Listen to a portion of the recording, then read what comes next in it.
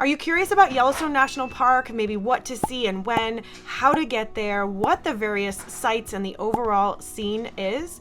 Well, this video is going to be a bit different than my usual. I'm going to actually take you with me on a day trip to Yellowstone. I'm going to show you some of my favorite places and why the Beartooth Pass is one of the best ways, in my opinion, to get there. And of course, why that pass is actually closed for more than half the year. A lot of this video is actually just going to be amazing footage of walking around or perhaps some aerial footage of the Yellowstone area overall, showing you all the different features. And I'll also be talking a lot about some of the various wildlife and the geothermal features that we'll be seeing. I'll be showing you as much as I can of the beauty of the Beartooth Pass, and we might be able to spy some of those backcountry skiers doing their thing, as well as driving all over the park and showing you just as much as I possibly can. Now, we obviously can't cover all 2.2 million acres of Yellowstone National Park in one day, but I will just show you everything that I possibly can, and hopefully, being that it is springtime, we'll be able to see some baby animals. We might catch a bison jam. Side note, very important, don't ever get out of your vehicle or get too close to those bison. They are wild animals and they can be very dangerous, so keep that in mind. But back to what I was saying, we will absolutely be checking out those bison. We might be able to see some bears, as well as those elk down in Gardiner, and whatever else we're able to see, be it coyotes or wolves or foxes. We'll just have to see how the day goes. And of course, we'll be taking a look at and checking out as many of those geothermal features, like geysers and pools and hot springs that we possibly can. So let's get right to it.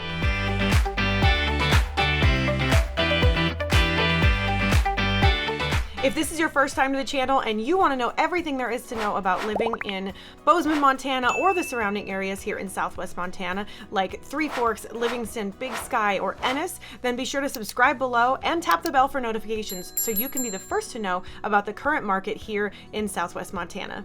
My name is Hallie. I'm a local real estate agent, and the team and I get calls, texts, and emails every single day from people just like you looking to make their move here in beautiful Southwest Montana, and we absolutely love it. Whether you're looking to buy or sell or move or invest in the next 9 days or 90 days, just give us a call, shoot us a text, or send us an email, or we could even set up a Zoom call, and we'd be honored to help you find your place here in beautiful Southwest Montana. All my information is in the description below. As I mentioned, I'm going to be going through and showing you a variety of different sites for a day trip from Bozeman to Yellowstone National Park. Now, first, a few quick informational things. The park costs $35 per vehicle for a 7-day pass. Or you can purchase an annual National Parks Pass right there in Yellowstone, and that is actually good for a full year in any of the United States national parks. The park is open for vehicle traffic typically from late April or early May until, when the snow gets to be too much in late October or even early November. There are certain parts of the park that are open year round, and there are certain parts of the park that definitely close for longer. Again, a lot of that is weather and road maintenance dependent. If you're looking to try to see or experience the entire park, it's certainly going to take more than a day. I typically recommend 2 to 3 days for people who've never been to the park before, especially if you're going to get out of your vehicle and go explore and do any kind of hiking. If you want to do even more of that, or you want to stick around and stay in some of the key spots where you might be able to see bears, like black bears or grizzlies or wolves, you could spend a week or more, certainly. The best times to visit Yellowstone are in April and May and September and October. These are considered the shoulder season or off-season months, so you're going to have fewer crowds, way less people, and it can get pretty hot and dry in July and August, so you're also avoiding that. They're also the primary or best months to be able to see some of the local wildlife. Bears tend to emerge from hibernation in March and April.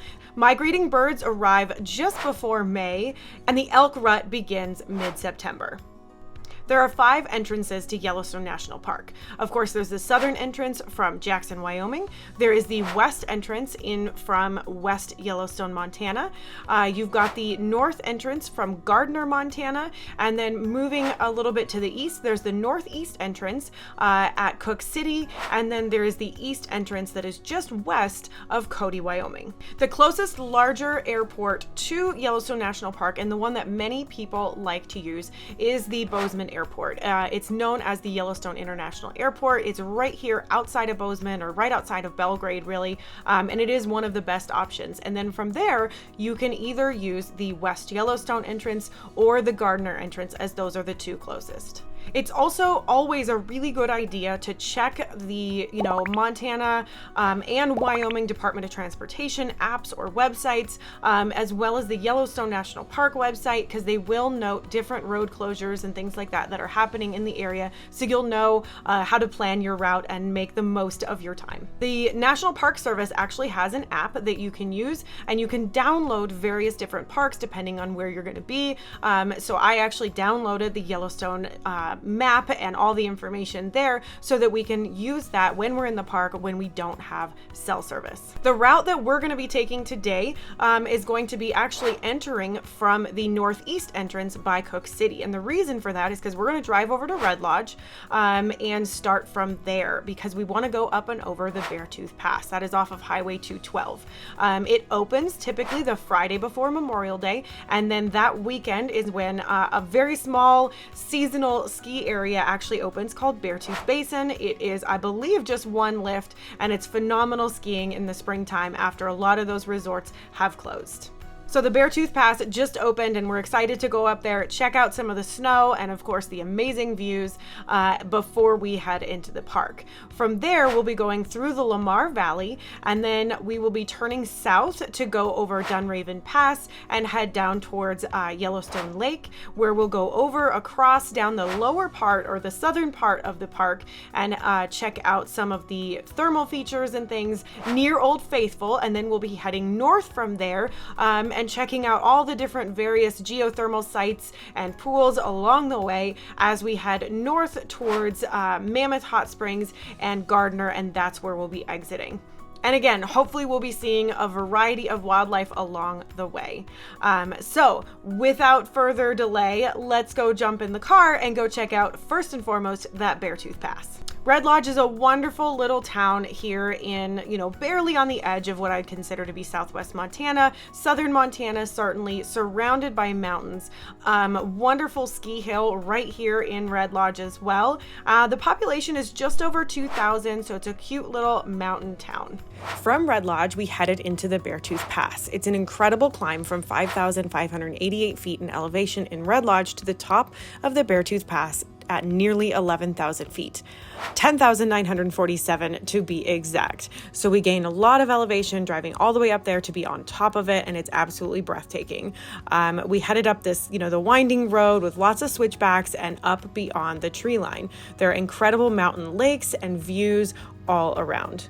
The Beartooth Pass is closed each season, usually mid-fall due to winter conditions, and doesn't open again until late May, right around Memorial Weekend. And the snow clearing process is pretty intense. You can find videos and more information online about the snow throwers and plowing that happens and what goes into getting it ready to open. It's an absolutely beautiful area. And the pass is definitely known to close at times during spring and summer after that official opening as well, due to high elevation and wintry conditions that can return. So keep your eye out on closed roads and things like that before you plan your travels. One of the first stops along the Beartooth Highway we love to take is at the overlook called Rock Creek Vista, which sits at just about 9,000 feet in elevation. There's a small facility where you can walk out to an area and get a great view of the valley and the highway below before you finish climbing to the top.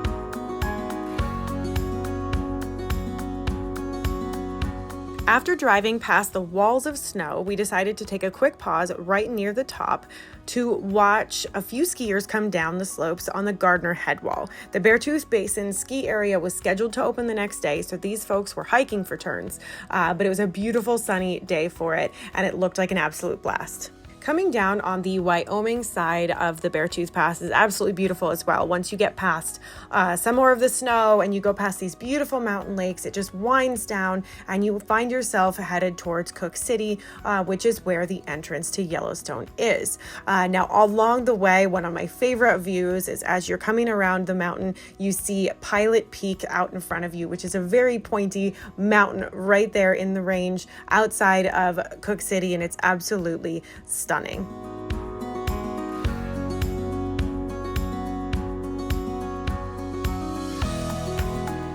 Next up is the Lamar Valley, which is without a doubt one of the best places in the park to see wildlife. The area is carved by glaciers and fed by the Lamar River, which is what the highway follows. The grasslands there are easily accessible and a great place to see more of those larger land mammals in the park, such as bears, moose, elk, and bison, as well as the various wolf packs that live in the Lamar. We were lucky enough to find a spot to stop in the Lamar Valley for a quick snack, and we spotted a wolf getting a drink by the river. He was quite a ways away, so we didn't get great footage, but there are always wonderful folks who will help you spot them and sometimes share a peek through their scope.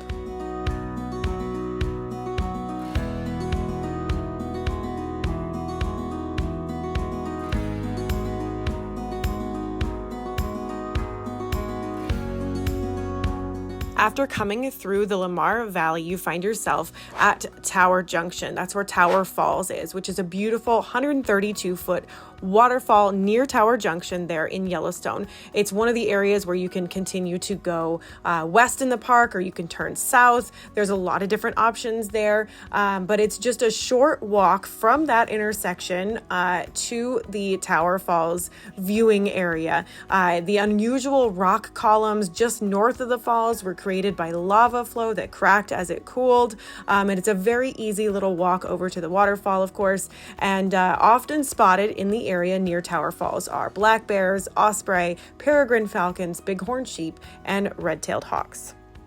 From Tower Junction, we headed south over the Dunraven Pass. Thankfully, we were able to head this way because this is one of the roads that isn't always open and is somewhat weather dependent, especially in the spring and fall. There are some wonderful trails along this stretch of road, notably the trail that climbs up Mount Washburn. This is a common area also for grizzly bears, but we weren't able to spot any this time around. We did, however, manage to spot a mama black bear and her two cubs grazing in a field just beyond Dunraven and before we got to the Grand Canyon of the Yellowstone. It was absolutely adorable. I got a little bit of footage, but there are just so many amazing animals and incredible people managing the whole area when we came through, because there were quite a few cars parked and quite a few people trying to see the bears, and it was a little bit of a rainy day, so it was a wonderful experience. The next place that I always like to check out is called the Grand Canyon of the Yellowstone, and it is an absolute incredible sight. The puffs of steam marking the hydrothermal features in the canyon walls, and the upper and lower falls of the Yellowstone River add to the almost surreal feel of the area. There are a variety of overlooks, each with their own unique perspective on the canyon and falls. The lower falls are 308 feet tall, and in the springtime with high flow, it is truly something to see. If you look carefully as well among the rugged pinnacles of the canyon, you might be able to spot an osprey nest as well. Now, of course, something I haven't yet mentioned specifically is the geologic history of Yellowstone, which is fascinating if you're interested in more. I'll let you do most of your own research there, of course, or you can ask questions in the comments and I'll do my best. But the Yellowstone supervolcano is what fuels all of the hot spots, mud pots, and geysers all over the area. The last eruption was around 640,000 years ago, during which the land collapsed and left a large depression in the earth, which is the Yellowstone Caldera, which covers a very large portion of the park. Our next stop was the Mud Volcano Trail. This is a boardwalk that takes you all over some really unique hydrothermal features, including one of the most acidic features in the park, sulfur cauldron.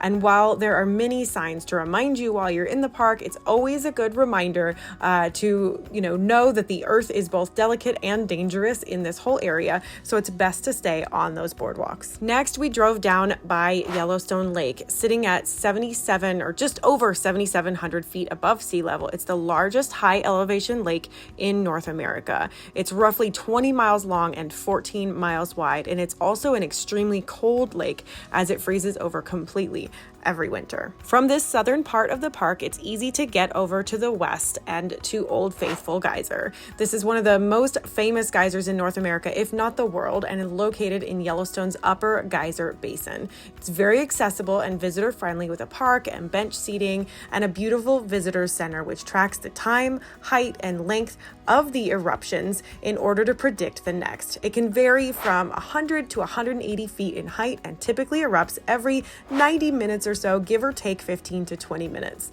The National Park Service website, as well as geysertimes.org, both keep good track and can help you attempt to time your visit right to see it. From Old Faithful, we headed north, choosing to stop at the ever-popular Grand Prismatic Spring. Yellowstone's largest hot spring. It is 200 to 330 feet in diameter and more than 121 feet deep. These hydrothermal features are also habitats for thermophiles, which are microscopic organisms that can thrive in the hot, acidic water, which is what creates the incredible array of colors in the pools and hot springs. This is another area it is imperative to stay on the safety of the boardwalk and keep off of the ground and water surface.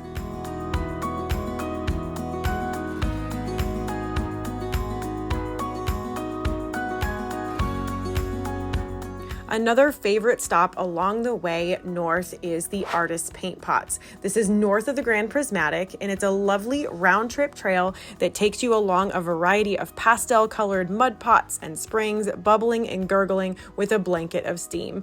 From the top of the trail, looking out over the area, it can look a bit otherworldly with a beautiful view of the whole area. There are plenty of other geyser basins and sites along the way, but we were headed out of the park at this point, and we opted for the Mammoth Hot Springs and the Gardiner entrance. Just last year, the roadway between Mammoth and Gardiner was washed away with the flooding that took place in the area, which was a combination of heavy rain and snow runoff that was just too much. With a newly finished road connecting the two, it was a beautiful drive. Mammoth, of course, has incredible hot springs and thermal features and pools, and the vibrant travertine terraces, as well as historic Fort Yellowstone and the Visitor Center. And in Gardiner, the historic Roosevelt Arch, and of course the elk, bison, and deer that frequent the grasslands around that entrance. With a quick drive through Paradise Valley and a beautiful rainbow to greet us, it was all in all a wonderful day in Yellowstone. And as I've mentioned in some of my other videos, particularly the videos around the Livingston area, Paradise Valley is a stunning place that connects Gardiner and Livingston. And of course, we had to stop at Mark's In-N-Out for a quick burger before we headed back to Bozeman. While I certainly didn't cover everything, there is absolutely just so much to see in Yellowstone. These are some of my favorite places, and springtime is just beautiful in the park. I hope you enjoyed coming along with me on a day trip through Yellowstone National Park. And of course, if you have any questions or comments or anything you'd like to share, please do so in the comments below. And as always, if you're looking to buy or move or invest or sell in the next 9 days or 90 days anywhere here in beautiful Southwest Montana, be sure to get in touch. You can give me a call, shoot me a text, send me an email, or we can even set up a Zoom, and I'd be honored to help you find your place here in beautiful Southwest Montana. And until next time, I hope to show you around town.